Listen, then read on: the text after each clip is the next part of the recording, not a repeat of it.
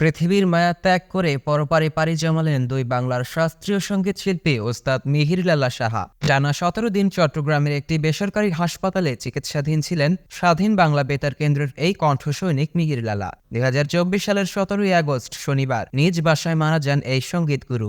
তো জেনে নেওয়া যাক ওস্তাদ মিহির লালার জীবনী সম্পর্কে বিস্তারিত। প্রথমেই জানব মিহির লালার পরিচয় সম্পর্কে।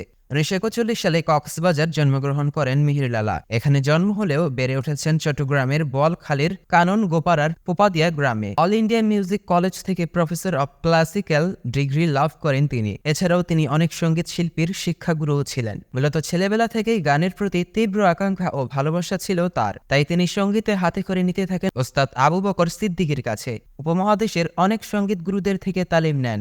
এরপর শুরু হয় নতুন অধ্যায়। পণ্ডিত বারিন মজুমদারের সান্নিধ্যে এসেই শাস্ত্রীয় সঙ্গীত জগতের উজ্জ্বল নক্ষত্র হয়ে ওঠেন। দুই বাংলায় পেতে থাকেন সমান জনপ্রিয়তা। সঙ্গীত শিল্পী থেকে নিজ গুণে বনে যান এক সময়ে সঙ্গীত গুরু হিসেবে। সর্বশেষ জানাবো মিহির লালা সাহার কর্মজীবন সম্পর্কে কিছু গুরুত্বপূর্ণ তথ্য। উপমহাদেশের ঐতিহ্যবাহী শতবর্ষীয় সঙ্গীত শিক্ষা কেন্দ্র আর্য সঙ্গীত সমিতি ও সুরেন্দ্র সঙ্গীত বিদ্যাপীঠ এ অধ্যক্ষ হিসেবে দায়িত্ব পালন করেছেন এই শাস্ত্রীয় সুর সম্রাজ্ঞী ওস্তাদ মিহির লালা সাহা।